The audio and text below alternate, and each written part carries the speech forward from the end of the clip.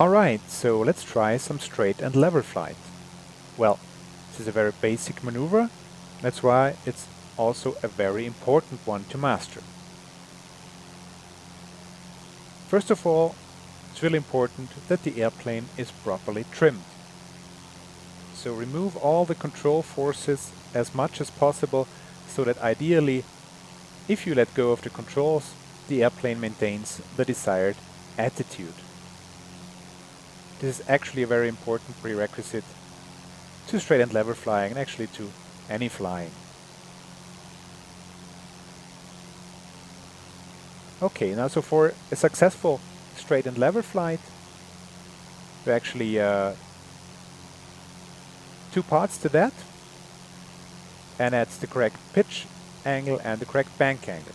Because for straight and level we don't want to climb or descend, and we also don't want to turn. We want to keep our heading and altitude. Let's first talk about pitch angle.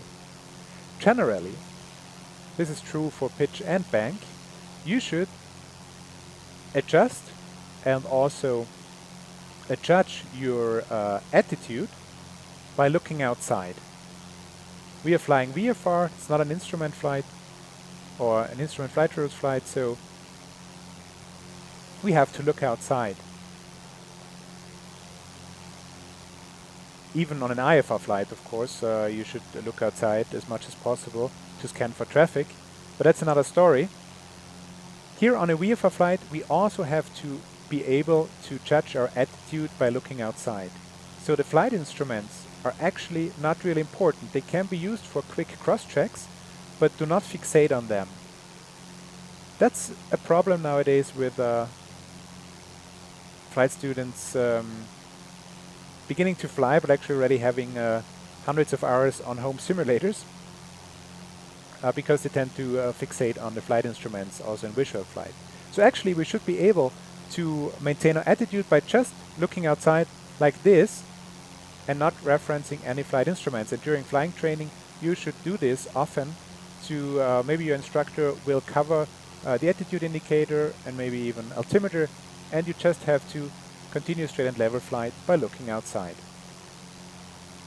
I'd say that for every 60 seconds of flying time you should spend 50 seconds looking outside on a VFR flight. Okay, first of all, what's very important is correct seating position, so make sure that you have the correct position, that your seat is adjusted correctly. And then try to judge your or estimate your pitch attitude by looking outside and referencing the nose to the natural horizon. This can be done, of course, it's easier if you have such a beautiful natural horizon like here, and it's more difficult in the mountains where you don't really have that straight horizon line. And then kind of make a photograph. Look outside, and now you can see that their nose is a little bit below the horizon. And now we're exactly maintaining the altitude. And now we just try to keep the nose where it is, so the same reference distance to our natural horizon. And if we notice any change, then we'll react immediately. So let's say the nose goes up, like this. Can you see that? If I do nothing now, inevitably the airplane will start to climb, as we can see.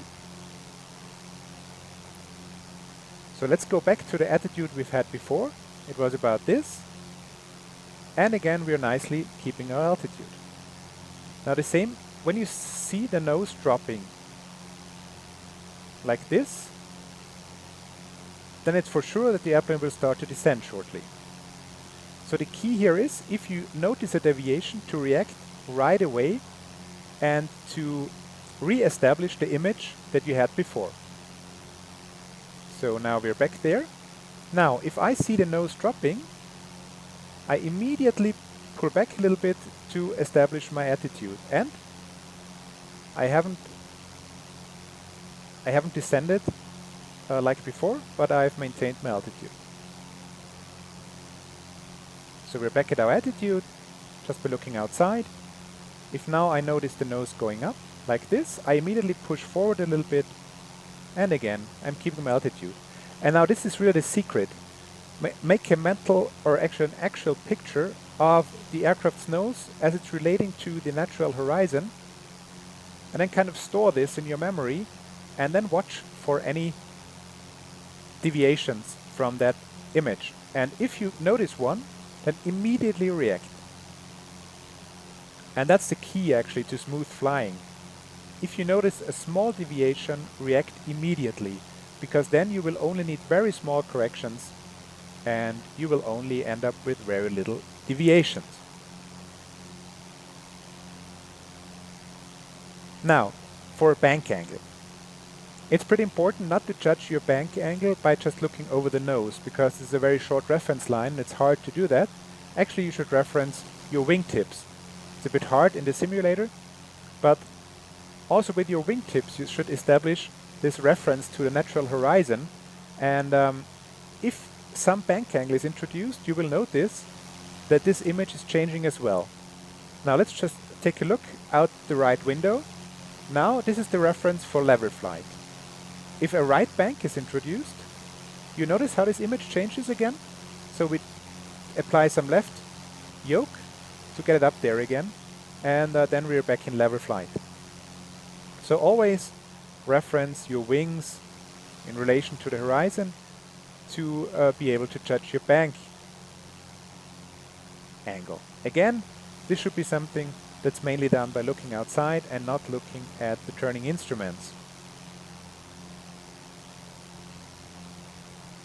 Looking outside is also very important to be able to scan for traffic, because on a VFR flight you might be going through uncontrolled airspace, so the only safety net against oncoming traffic is see and avoid, if you and the other traffic are not by any chance on the same frequency.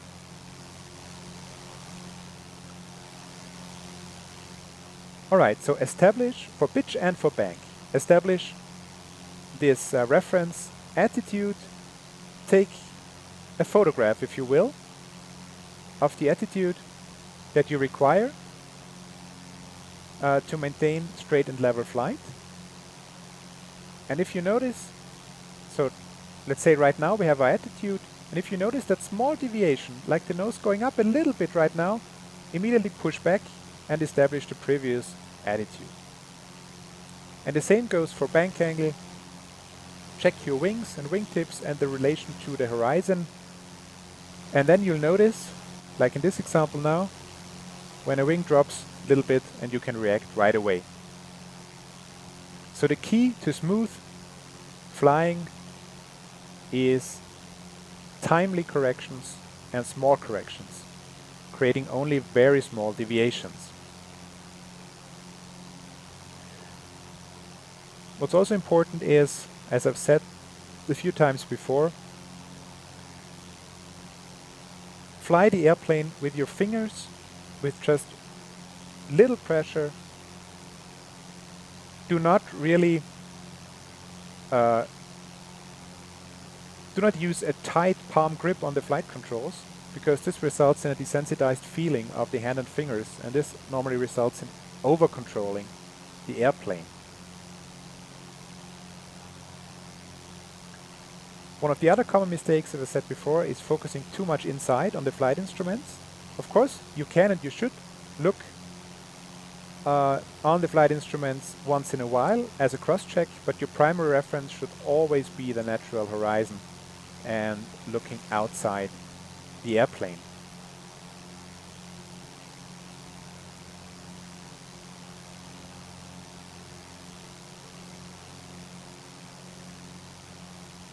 Alright, so this is really a very important skill to master, so spend some time on becoming a really good straight and level pilot. This will be a very important prerequisite for all other flying you'll be doing.